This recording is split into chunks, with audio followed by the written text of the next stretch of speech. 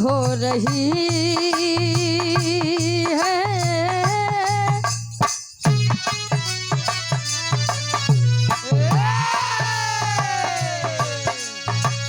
शुरू हो रही है प्रेम कहानी, शुरू हो रही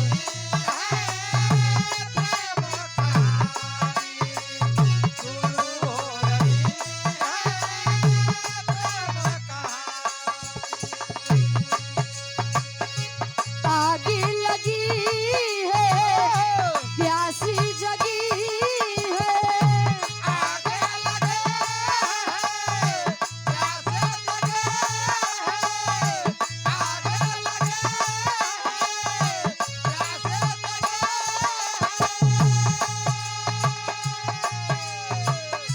आगे लगी है प्यासी जगी है, बरसा है पानी, शुरू हो रही है प्रेम कहानी, शुरू हो रही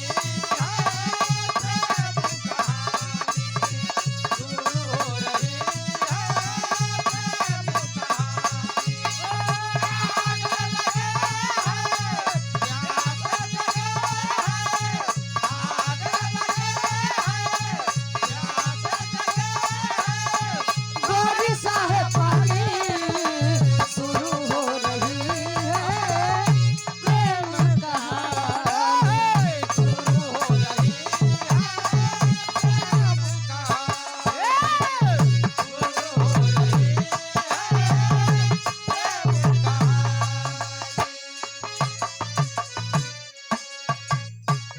ई तमाल आप सबके समझे खातिर बुझे खातिर, लेकिन बिटिया मंच के माध्यम से अपने बीड़ा वादनी सरस्वती माई जी से फरियाद करे, अरदास करे। का करे?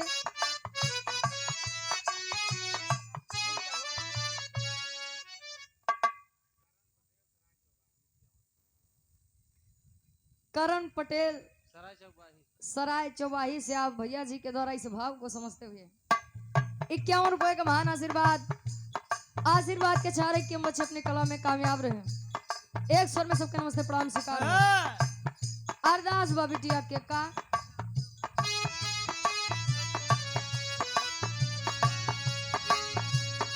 हे सारी दे माँ,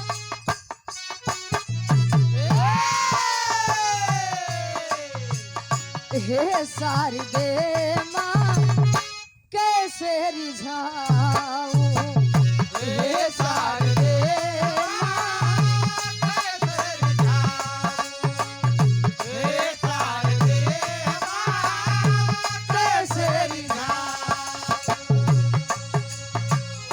रागी नहीं है साजी नहीं है, रागे नहीं है साजे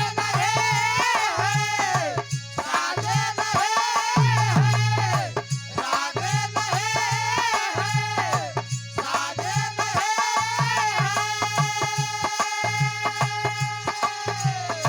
रागी नहीं है साजी नहीं है, कैसे बुलाऊं, हे सारी दे माँ, कैसे रिझाऊं, हे सारी दे माँ, कैसे रिझाऊं, हे सारी दे माँ, कैसे रिझाऊं, क्या बात है, साजे नहीं है, रागे नहीं है, साजे नहीं है, कैसे बुलाऊं, हे सारी दे माँ, कैसे रिझाऊं, हे सारी दे माँ, कैसे रिझाऊं,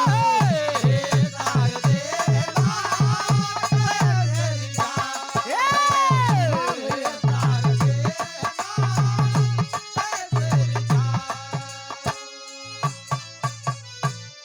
और इस भाव को समझते हुए आप आदरणीय परम सम्मानित सोनी मोनी प्रधान जी आपकी तरफ से इस भाव को समझते हुए 51 रुपए का महान आशीर्वाद, आशीर्वाद के चाह रही है। एक स्वर में सबके नमस्ते प्रणाम स्वीकार हो। अंतरा के पहले हम साल में बिटिया फरियाद कर पा आपका सहारा है, आपके सिवा कोई नहीं है इस संसार में। फरियाद कर दो का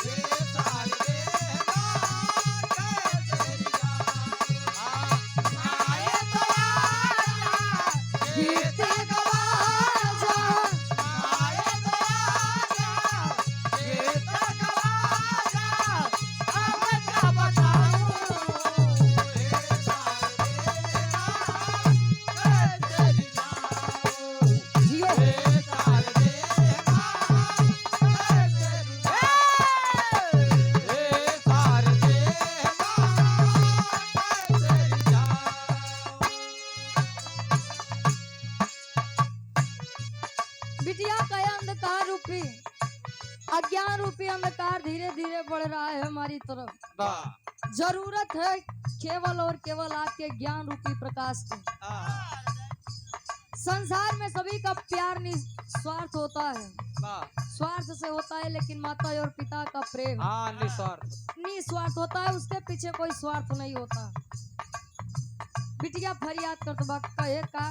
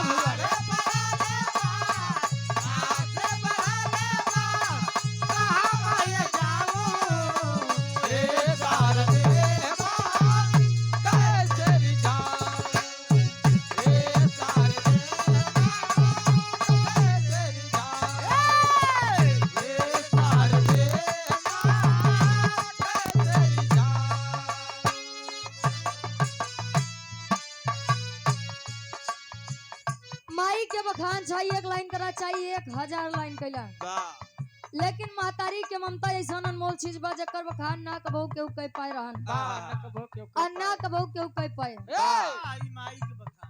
माई के बखान या से बिटिया आखिरी बंद में बताओ कि बिरहा जगत में कौन खानदान से ताल्लुकात रखत बा। और आप आदरणीय परम सम्मानी सोनी मोनी प्रधान जी के सम्मान में आप अमरनाथ पटेल जी, आपकी तरफ से पुनः 51 रुपए का महान आशीर्वाद, आशीर्वाद के चारे कि बच्चे अपने कलम में कामयाब रहे। चलो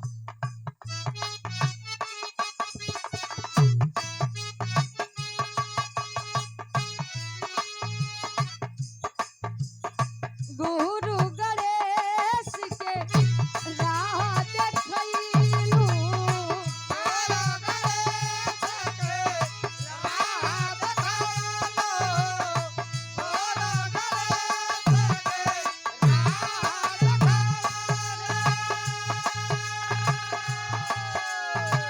राधे श्याम चंद्रिका के तुहही सिखैलू,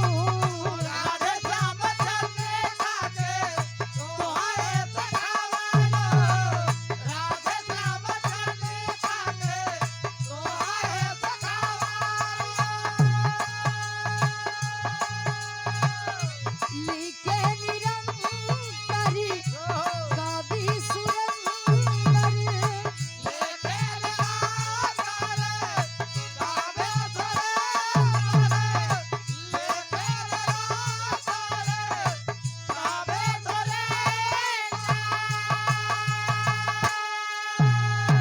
तो लिखे निरंतरी अब कवि सुरंदरी, रुचि मैं गाऊं हे सारी दे माँ कैसे रिझा